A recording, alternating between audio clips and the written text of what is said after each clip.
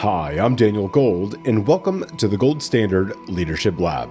By day, I'm a partner at a leading advisory firm where I draw upon my background as an attorney to help my clients succeed.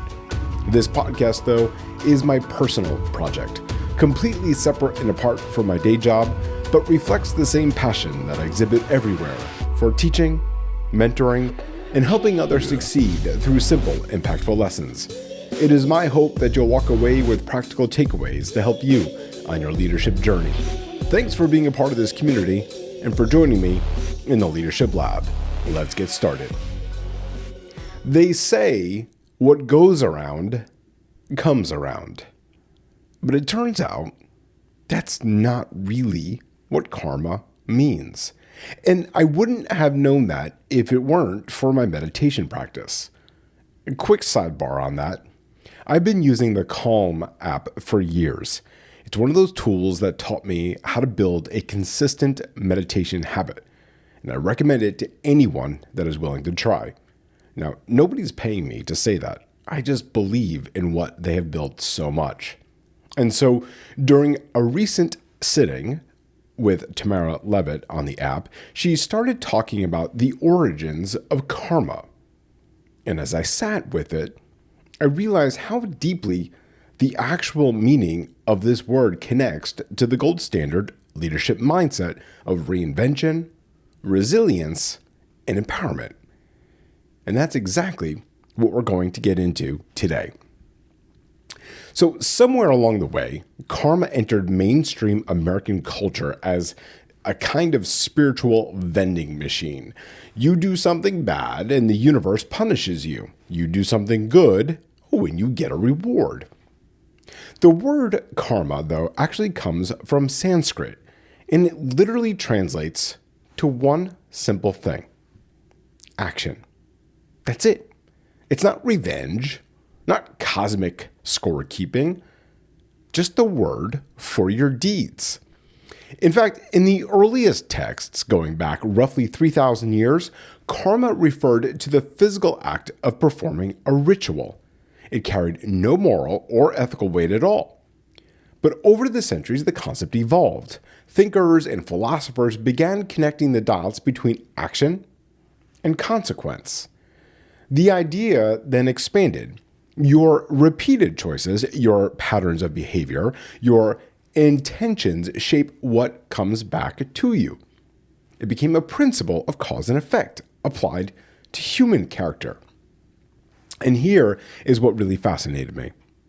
This isn't just one tradition's idea.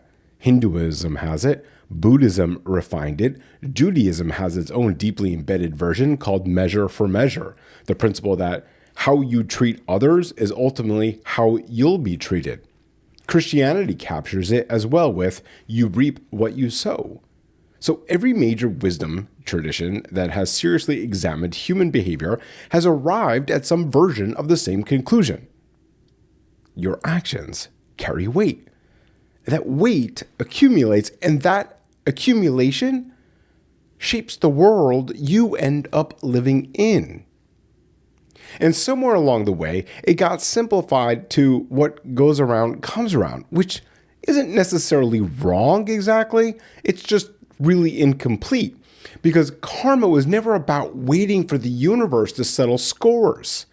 It was about recognizing that you are being shaped by every choice that you make, whether anyone is watching or not. Now, I can already hear some of you.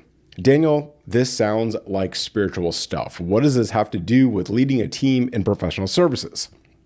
Fair question. Let's look at what the research actually says.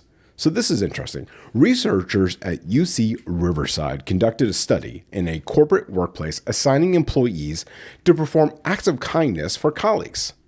So what happened? Well, the people on the receiving end became happier over the following 2 months. The givers became less depressed and more satisfied in their work. And you want to know the most striking finding? The people on the receiving end started paying it forward with 278% more prosocial behavior. One act of genuine generosity created a measurable ripple through an entire organization. Now, if that sounds familiar to you, it should, because we talked about this back in episode 12, called From Ripples to Waves, where we explored how small leadership behaviors create massive momentum. Now, we have the hard science showing exactly how that momentum builds. Now, a series of experiments with over 3,500 participants found that simply thinking about karma, just thinking about it, reduced selfish behavior across religious backgrounds. So this worked for people who identified as Hindu, Buddhist, Christian, and non-religious. The effect was very specific. It shifted people who were inclined toward selfishness toward fairness. It didn't change people who were already fair because they didn't need the correction. And a major review of social exchange theory found that reciprocity, the idea that you get what you give, operates as a near universal moral norm in human behavior. The research draws a direct line between this reciprocity principle and the very concept of karma. And the flip side is just as real. When people give in good faith and don't receive reciprocity, the result is diminished trust, weakened social support, and measurable stress-related health effects. That is karma operating in real time inside your workspace with data to back it up. So what does this tell us? It tells us that the ancient wisdom traditions point to this. The neuroscience and behavioral research all confirm it. But okay, let's say you're still skeptical. Fair. You don't buy this whole spiritual framing. Fair. You're not persuaded by a few academic research studies. Also fine. But let me ask you a different question. And I'm serious when I'm asking you this question. Why wouldn't you try this? Even if you don't subscribe to any of these religions, you don't believe in a deity, and you think karma is nothing more than a very nice idea and something you find on a mug, the underlying concept is spot on for how we treat one another, both in personal life and, of course, at work. The principle that your repeated actions shape your character, your relationships, and the outcomes doesn't require belief in anything at all that is supernatural.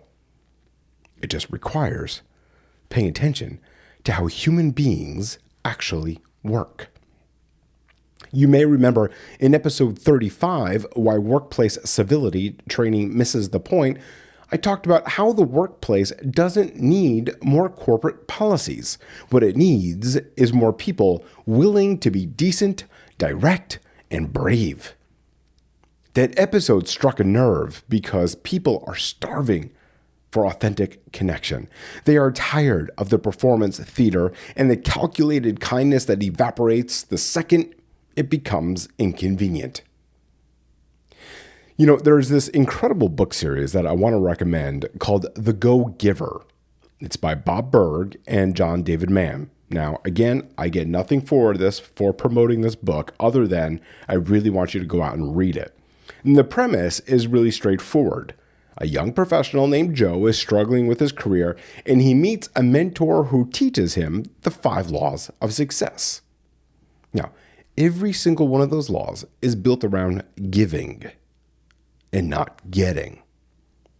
Your true worth is determined by how much more you give in value than you take in payment. Your influence is determined by how abundantly you place other people's interests first.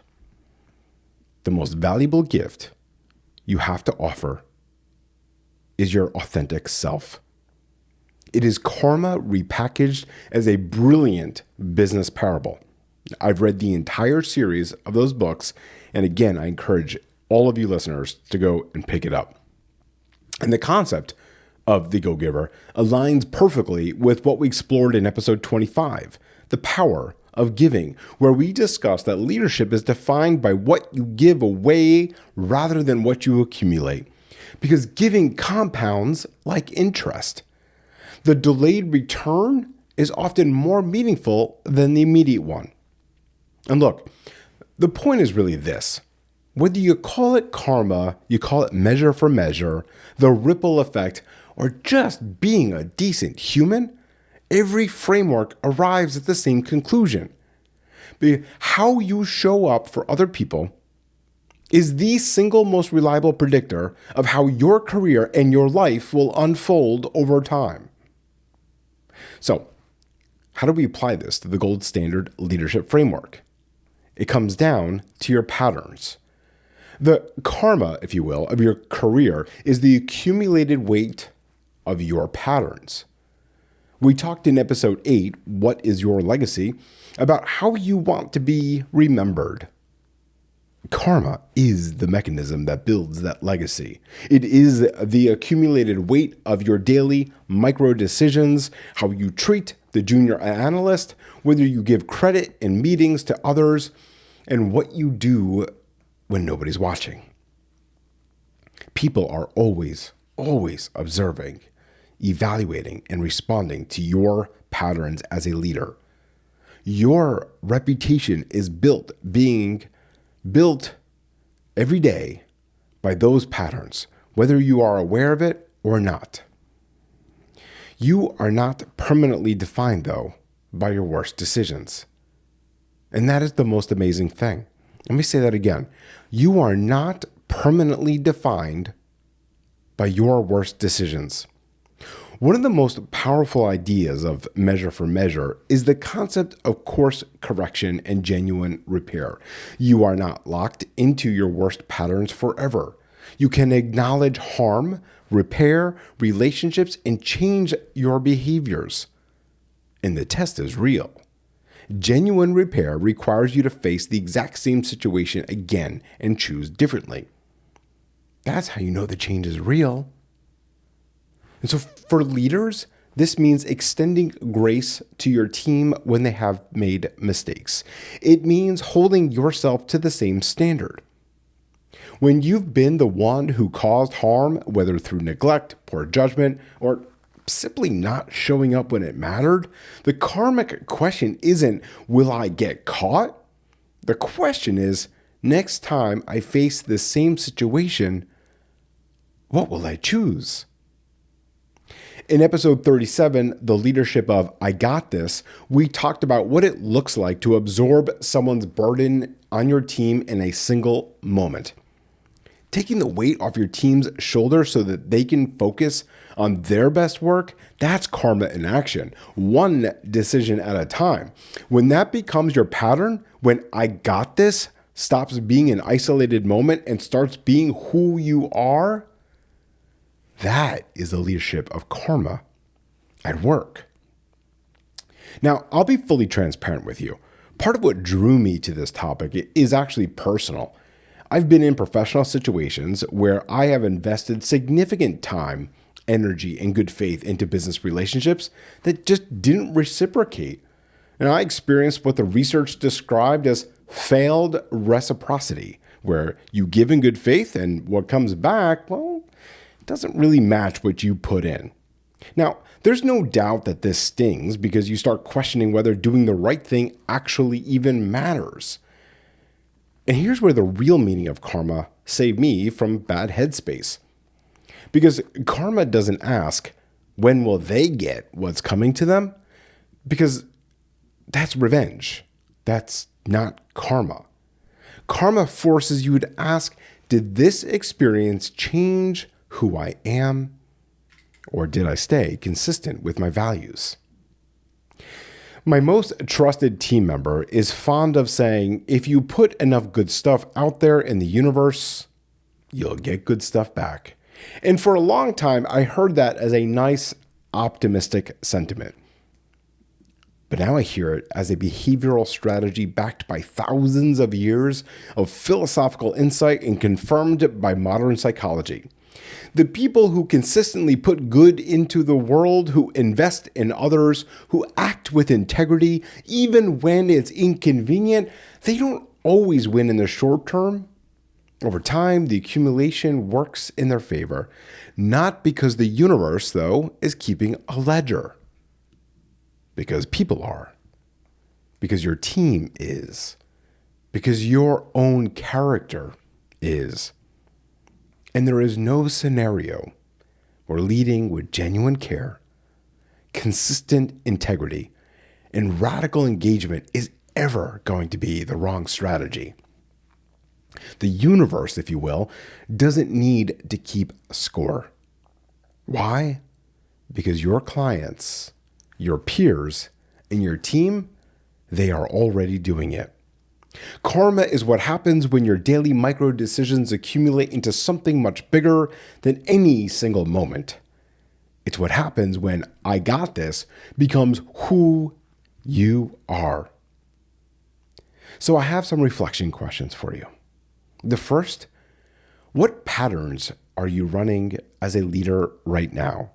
If someone studied your last 100 micro decisions, what would they conclude about your values? Next, when was the last time you did the right thing knowing you'd never get credit for it? And how did that feel? Then, are you leading with attachment to recognition or an attachment to the work itself and the people doing it? I want you to think about those questions, and I want to give you a challenge for this week. This week, do one thing for someone on your team or in your professional network where there's absolutely zero expectation of a return. A genuine act of support because it's the right thing to do. And when you do that, notice what happens. Not to them, to you. Notice how it shifts something internally. Because when you do, that is karma working in real time. And remember, leadership, it isn't about perfection. It is about progress. Take this lesson, put it into action, and continue setting the gold standard in your own life and at work. I'll see you all next time.